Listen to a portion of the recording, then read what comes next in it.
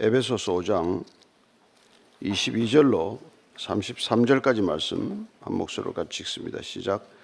아내들이여 자기 남편에게 복종하기를 주께 하듯 하라. 이는 남편이 아내의 머리됨이 그리스도께서 교회의 머리됨과 같음이니 그가 바로 몸의 구주시니라. 그러므로 교회가 그리스도에게 하듯 아내들도 범사에 자기 남편에게 복종할지니라. 남편들아 아내 사랑하기를 그리스도께서 교회를 사랑하시고 그 교회를 위하여 자신을 주심같이 하라. 이는 곧 물로 씻어 말씀으로 깨끗하게 하사 거룩하게 하시고 자기 앞에 영광스러운 교회로 세우사 티나 주름 잡힌 것이나 이런 것들이 없이 거룩하고 흠이 없게 하려 하심이라. 이와 같이 남편들도 자기 아내 사랑하기를 자기 자신과 같이 할지니 자기 아내를 사랑하는 자는 자기를 사랑하는 것이라. 누구든지 언제나 자기 육체를 미워하지 않고 오직 양육하여 보호하기를 그리스도께서 교회에게 함과 같이 하나니 우리는 그 몸의 지체임이라. 그러므로 사람이 부모를 떠나 그의 아내와 합하여 그 둘이 한 육체가 될지니 이 비밀이 크도다. 나는 그리스도와 교회에 대하여 말하노라. 그러나 너희도 각각 자기의 아내 사랑하기를 자신같이 하고 아내도 자기 남편을 존경하라. 아멘. 예수 믿는다는 것이 어떤 변화를 불러일으키는지, 예수 믿는 사람들은 어떻게 사람답게 사는지, 옛사람을 벗어버리고 새 사람으로 산다는 게 뭔지, 사도 바울은 지금 에베소 교회를 향해서 마치 그 새 사람의 열람표를 열거하듯이 그렇게 적어주고 있는 것이죠. 우리 공동체는 새 사람의 공동체입니다. 거듭난 사람들의 공동체예요. 옛사람들로 모이지 않았습니다. 거듭난 사람들의 모임이 교회이기 때문에 그 교회 공동체란 거듭난 사람들이 새롭게 인간관계에 맺을 줄 아는 방식으로 관계를 맺어가는 사람들의 공동체라는 것입니다. 그게 뭡니까? 그리스도의 사랑으로 서로 사랑하면서 또 하나님을 경외함으로써 피차에게 복종하는 관계라고 말했습니다. 가정은 어떨까요? 오늘 그 가정에 대해서 얘기합니다. 22절입니다. 시작. 아내들이여 자기 남편에게 복종하기를 주께 하듯 하라. 그리스도를 경외함으로 피차 복종하라고 한 바울은 지금 가정에 대해서, 가정이 그리스도의 가정, 그리스도의 가정은 남편과 아내로 만날 때부터 셋이 사는 것이죠. 머리 대신 예수 그리스도께서 그 가정의 머리가 되시고, 어쩌면 남편과 아내는 머리 대신 그리스도께 붙어있는 몸의 지체처럼, 양팔처럼 아니면 손과 발처럼 그렇게 사는 존재가 되는 것이죠. 그러니 그리스도께 복종하듯 했다면은, 피차에게 복종하는 것이 그리스도인의 삶의 기준 원칙이라면, 그러면 아내들이여 남편에게 주께 복종하듯 복종하라는 거예요.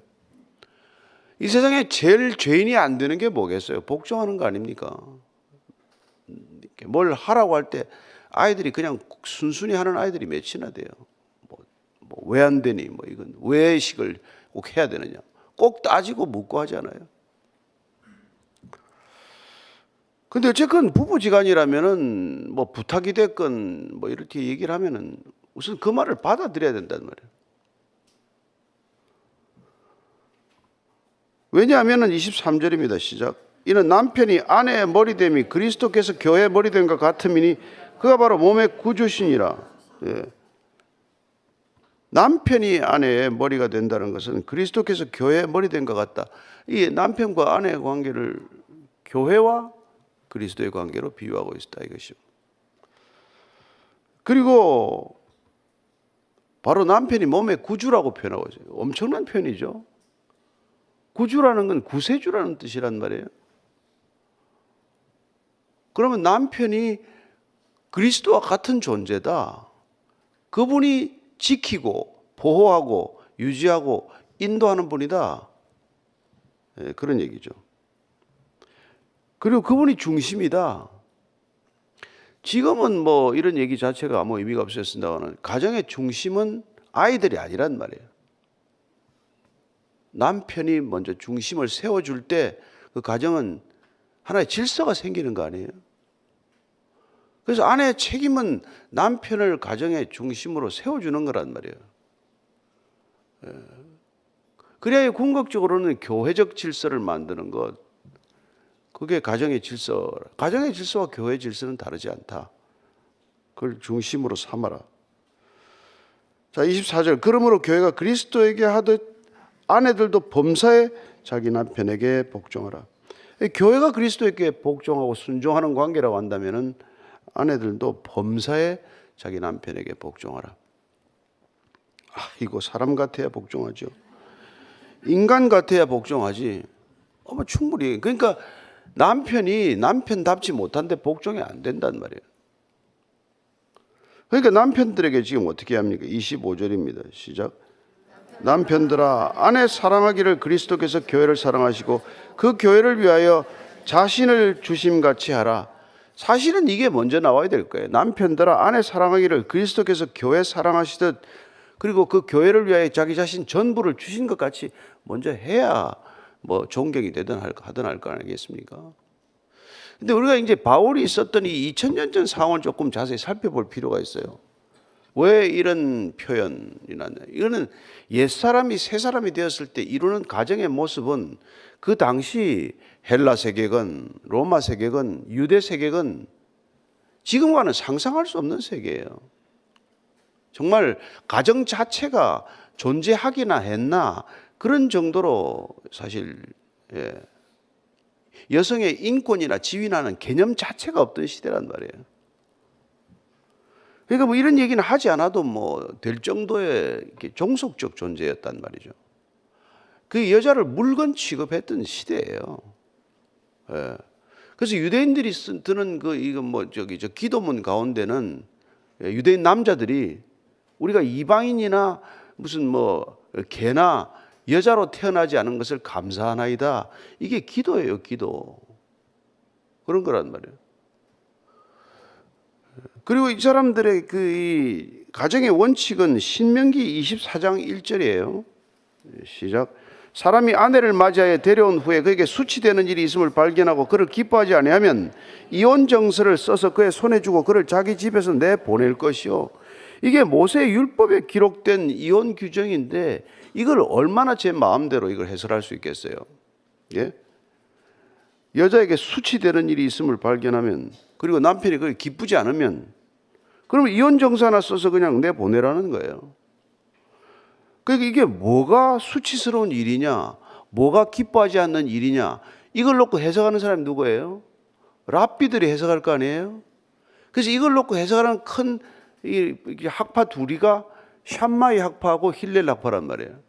샴마이 학파는 엄격하게 해석을 했어요. 그래서 수치를 겪는 일이란 여자가 간음할 때만 이렇게 이혼할 수 있다고 규정을 해서 해석을 했어요. 근데 힐렐 학파는 어떻게 해석했을까요? 자유주의적으로 해석했단 말이에요. 그래서 그냥 이 수치스러운 일이라는 게 이렇게 아내가 자기 부모 있는 데서 부모에게 이렇게 뭐 좀 경멸스러운 표현을 했다, 말을 했다. 그러면 그 수치다, 가문의 수치다 해서 쫓아낼 수 있었어요. 뭐 심지어 뭐 음식을 너무 짜게 해가지고 내가 밥 먹는 게 수치스럽다. 이러면 이혼 사유예요. 외간 남자와 얘기한다? 수치스러운 일입니다. 뭐 별의별 걸 다 붙였다면 그게 힐렐 학파가 해석했던 규정이기 때문에 그러면 남자들이 어느 쪽 학파를 좋아하겠어요? 당연하죠. 그래서 아키바 랍비라는 사람은 정말 이게 말도 안 되는 소리를 하는 그런 사람이었어요. 그래서 뭐 이혼하는 거 그건 당연한 일로 그냥 생각했단 말이에요. 그래서 이런 문화가 그럼 유대 문화만 그랬습니까? 그렇잖아요. 헬라 사회는 더했어요. 헬라 사회는. 그러니까 가정 자체가 거의 그냥 없다시피 하는 그런 시대예요. 모든 쾌락적인 것들은 뭐 매춘부하고 해결하고 가정의 여자는 애 낳고 그냥 살림 사는 존재 정도로 생각했단 말이에요. 그래서 정말 이런 말할 수 없이 문란한 음란한 그 세상 가운데서 이런 지금 파격적인 얘기를 한다는 것은 여러분 이게 회개란 말이에요.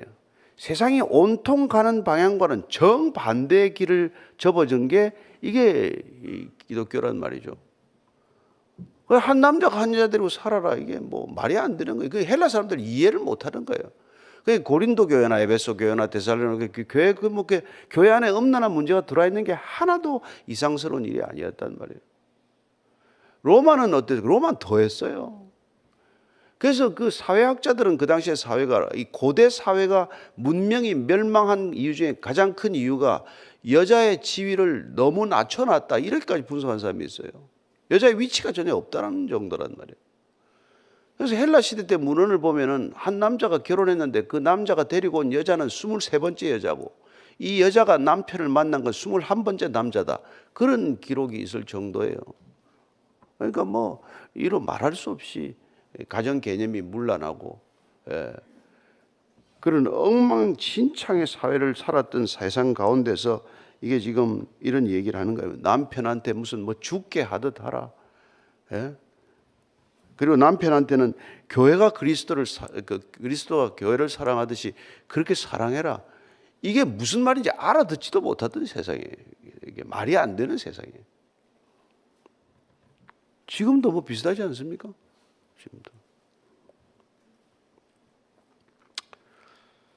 그래서 여러분, 지금 이 복음이 들어와서 정말 가정이 가정되게 한 것, 여자의 인권이나 아이들의 인권이라는 개념 자체가 생긴 것은 오로지 성경 때문인 줄 아십시오. 오로지.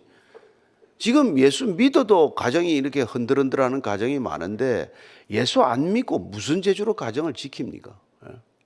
그게 지금 가정마다 지금 이렇게 약간만 들춰보면은 썩어 문드러진 가정이 한둘입니까? 정말 눈, 코 뜰 수 없는 가정들이 말이죠. 그래서 지금 25절 이렇게 말하는 거예요. 남편들아 아내 사랑하기를 그리스도께서 교회를 사랑하시고 교회를 위하여 자신을 주심같이 해라. 너 전부를 주라 이 말이에요. 그리스도는 우리를 전부를 주지 않았어요. 가정을 지킨다는 것은 피차가 전부를 주지 않으면 안 된단 말이에요. 무슨 딴 지갑을 차거나 딴 생각을 하거나 무슨 계산하거나 따지거나, 그건 가정이 지금 이미 아직 안 돼 있다는, 기초조차 안 돼 있다는 거예요. 그래서 여러분, 이게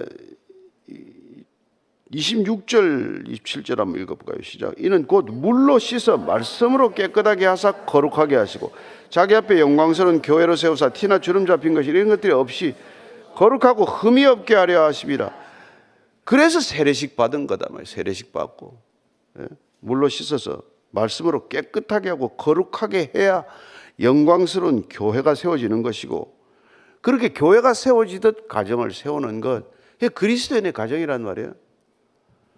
그리스도인의 가정은 세상 속에 있는 교회요, 세상 속에 있는 하나님의 나라예요. 여러분, 여기 와서 하나님의 나라를 경험하는 게 아닙니다. 가정에서 경험한 하나님의 나라가 모여서 교회 공동체가 되는 거예요. 가정 예배나 교회 예배나 다를 게 뭐가 있어요? 왜 내일 또 우리가 무별 예배 합니까? 왜 흩어져서 예배 드립니까? 여러분, 힘들어라도 여러분들이 그걸 지켜내지 않으면, 가정을 예배당처럼 만들지 않고 예배당처럼 교회처럼 여러분들이 가정을 여기지 않으면, 그건 처음부터 잘못된 거예요. 교회에서 예배를 드릴 수 없어서 가정에서 예배를 드릴 수 없어서 여기 옵니까? 말이 안 되는 거예요. 가정에서 예배를 드리기 때문에 여기 와서 예배를 또 드리는 거예요. 가정에서 예배가 안 돼서 여기 와서 예배 드리는 게 아니고, 그건 잘못돼도 당단히 잘못된 것이고. 그래서 무별 예배 나눠주면은 그거 한번 보시고 무별 예배를 준비하셔야 된단 말이에요, 여러분들이. 찬송가 6개 나오면은 2-3개 고르고, 그리고 기도자 정하고, 그리고 여러분들이 뭐 성경 말씀을 읽든지, 설교문 다 보내주니까 설교문을 읽든지, 영상 띄워놓으면 영상을 보든지, 그렇게 해서라도 여러분들이 가정을 예배당으로 만들지 않으면은 그 가정이 음란한 곳 된단 말이에요. 무슨 부부가 무슨 무슨 이상한 비디오를 본대나 어쩐대나. 가정에서 그런 짓 하려면 교회 나오지 마세요. 그런 거 나오면 하면 안 되는 일이에요, 도대체. 넷플릭스도 그 뭐 돈 줘가면서 볼 거 뭐 있어요, 그거. 뭐가 유익한 프로그램이 있다고 그걸 봅니까? 제발 좀 다른 가정을 만들지 않고서 다른 교회는 탄생하지 않아요. 다른 그리스도인의 가정, 세상 문화와 다른 그리스도인의 가정이 안 되면 절대로 교회란 자체가 존재할 수가 없게 되는 거예요. 그게 지금 바울이 지금 뭐 목이 터져라고 에베소 교회를 향해서 얘기하는 것이죠. 남편과 아내가 그 정말 교회를 이루지 않으면 에베소 교회는 아무 소용이 없는 거예요. 무슨 교회예요, 교회는? 그래서 우리가 세례식을 할 때 뭐라고 말합니까? 로마서 6장 3절에서 5절까지 읽습니다. 시작. 무릇 그리스도와 합하여 세례를 받은 우리는 그의 죽으심과 합하여 세례를 받은 줄 알지 못하느냐? 그러므로 우리가 그의 죽으심과 합하여 세례를 받음으로 그와 함께 장사되었나니 이는 아버지의 영광으로 말미암아 그리스도를 죽은 자 가운데서 살리심과 같이 우리로 또한 새 생명 가운데서 행하게 하려 함이라. 만일 우리가 그의 죽으심과 같은 모양으로 연합한 자가 되었으면 또한 그의 부활과 같은 모양으로 연합한 자도 되리라. 세례가 얼마나 중요합니까? 세례는 새 생명을 확인하는 것이고 그리스도의 십자가와 그리스도의 부활에 연합하는 게 세례단 말이에요. 그런 세례가 일어났으면, 세례 교인들이 결혼했으면 이런 가정, 거룩한 가정, 깨끗한 가정, 성결한 가정이 탄생해야 마땅한 것이죠. 그래서 베드로전서 1장 15절 16절입니다. 시작. 오직 너희를 부르신 거룩한 이처럼 너희도 모든 행실에 거룩한 자가 되라. 기록되었을 때 내가 거룩하니 너희도 거룩할지어다 하셨느니라. 레위기 11장 44절 말씀이죠. 다시 베드로가 인용하여 거룩한 가정을 이루라는 거예요. 가정이 거룩해야 돼요. 부부간의 대화가 거룩해야 됩니다. 가장 편하다고 해서 가장 이렇게 쌍스러운 소리를 하고 살아야 되겠습니까? 가장 소중한 사람하고 사는데 그 소중한 사람과 대화가 어떤 대화여야 하느냐? 제가 예수 믿고 나서 첫 번째 한 게 진짜 부부간의 대화예요. 절대 당신한테 거짓말 안 하겠다. 나 지금까지 입만 열면 거짓말한 거 사실인데 이후로는 거짓말 안 하겠다. 거짓말 불가피하게 해야 될 상황이면 입을 꾹 다물고 안 했습니다. 그럼 이 양반이 뭔 일을 잘못했구나 하는 걸 알겠죠. 애들한테도 거짓말 안 했습니다. 여러분, 그 가정을 지키는 건 목숨을 걸어야 지켜지는 거예요. 여러분, 신앙이란 목숨 거는 일이요. 신앙은 생명을 거는 일이고 죽고 사는 일인데 그게 가정에서 죽고 사는 일이 일어난단 말이에요. 이 가정이 사느냐, 이 가정이 죽느냐는 여러분들이 얼마나 서로 간에게 정직하고 이렇게 순결하냐, 이게 달린 거예요. 뭐 딴 신앙생활 와서 무슨 뭐 하면 뭡니까? 설교하면 뭐하고 사역하면 뭐해요? 집에 와서 싸우고 집에 와서 애들한테 말도 안 되는 소리하고 말이죠. 아무 능력이 없죠. 아무 능력이 없어요. 교회를 왜 다녀요? 왜 다녀요? 집이 교회면 올 필요도 없지 사실은. 우리는 좀 생활이 어렵겠지만.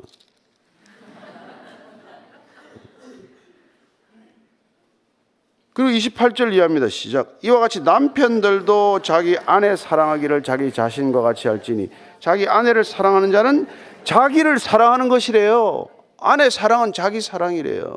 그렇잖아요? 네. 그러니까 자기를 사랑할 줄 아는 사람이 아내를 사랑하는 거예요.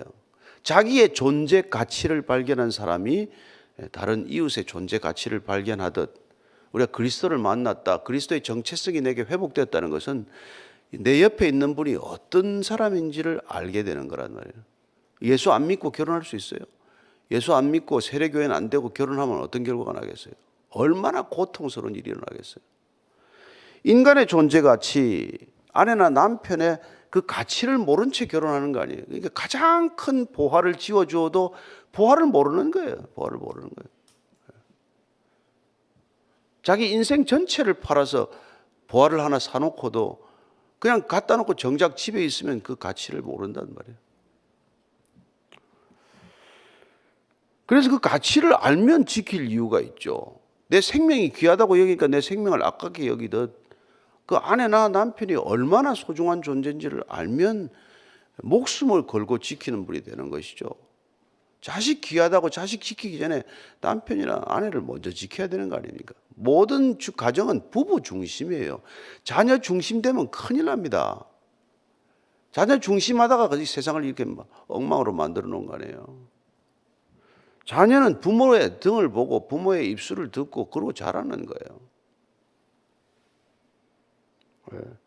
근데 뭐 어떤 분은 아들 앞에서 남편 욕하고 말이죠. 아버지 욕하고 네 아버지 저런 인간 되지 마라. 결혼 왜 했어? 왜 낳았어? 애를 갖다 그러놓고 말이죠. 그런 식으로 그렇게 애들 귀에 듣고 자라게 하니까 애들이 아 우리 아버지 같은 사람 만나면 안 되는구나. 차라리 동성애하고 말지 뭐. 그래서 레즈비안이 생기고 게이가 생기는 거예요. 도대체 그 가정에서 이성에 대한 사랑, 부부의 사랑, 부모의 사랑을 보고 자랐어야 무슨 사랑이 생기지. 그러니까 무슨 뭐 우리가 동성애자를 뭐 보듯이 뭐 벌레 보듯이 보면 큰일 나요. 다 우리가 길러 놓은 거예요. 길러놔서. 네. 자, 29절 30절입니다. 시작. 누구든지 언제나 자기 육체를 미워하지 않고 오직 양육하여 보호하기를 그리스도께서 교회에게 함과 같이 하나니 우리는 그 몸의 지체임이라. 예, 자기 육체를 미워하지 않고 양육하고 보호하고, 그래서 그리스도께서 교회를 이렇게 지켜주고 이렇게 인도해 나가듯이, 예, 그렇게 해야 되는 이유는 뭡니까? 우리는 그 몸의 지체다. 지체다.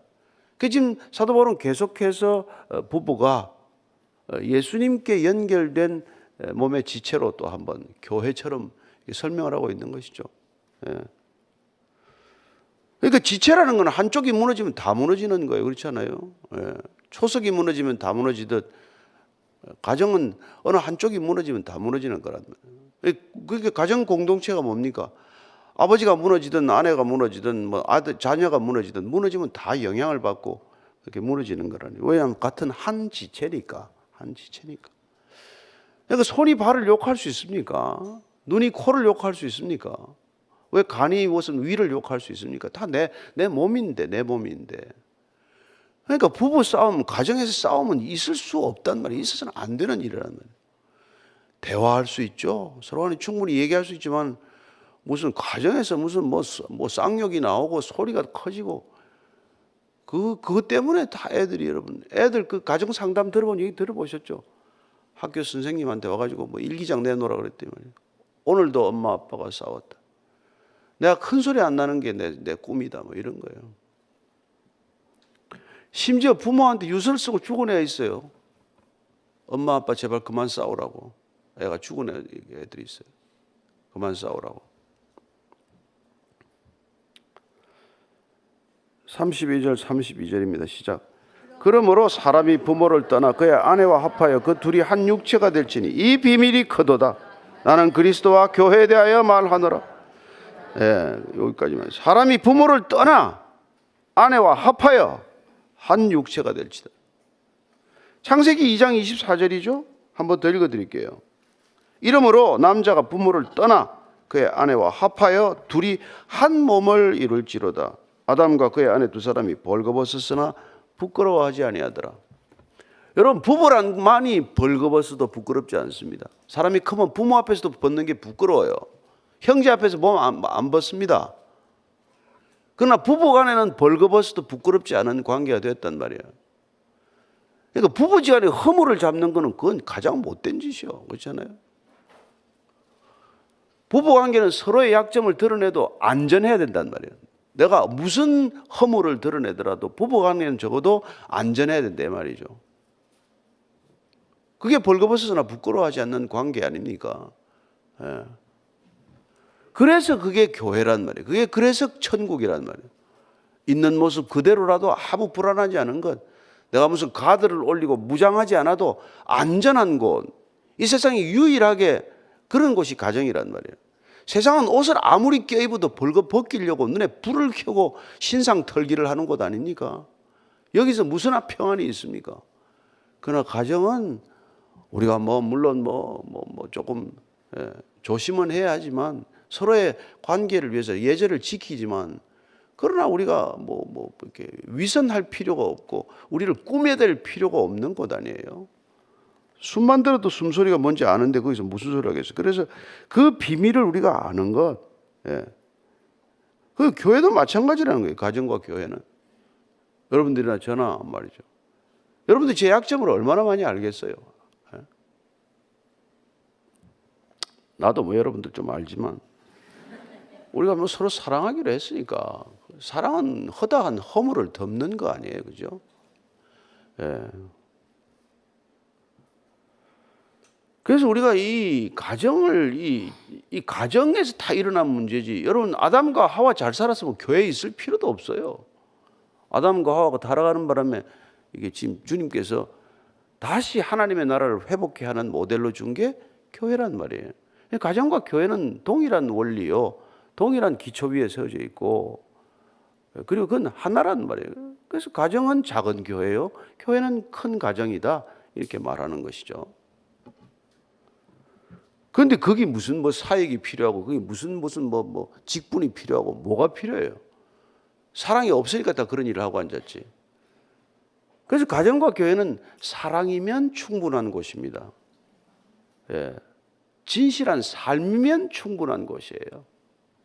사랑이 없기 때문에 그게 다 무슨 일을 만들어 놓는 거란 말이에요. 자, 33절입니다. 시작. 그러나 너희도 각각 자기의 아내 사랑하기를 자신같이 하고 아내도 자기 남편을 존경하라. 자, 여기에 이제 코드가 있는데, 아담에게 하와를 지어서 데려다 줬을 때, 이는 내 뼈 중에 뼈요 살 중에 살이라고 받아들임으로써 부부가 되었어요. 그런데 그랬기 때문에 아담은 하와가 자기 몸의 일부라는, 내 지체라는 생각을 분명히 가져야 하고, 하나라고 하는 것을 분명히 아는 사랑이어야 한다는 말이에요.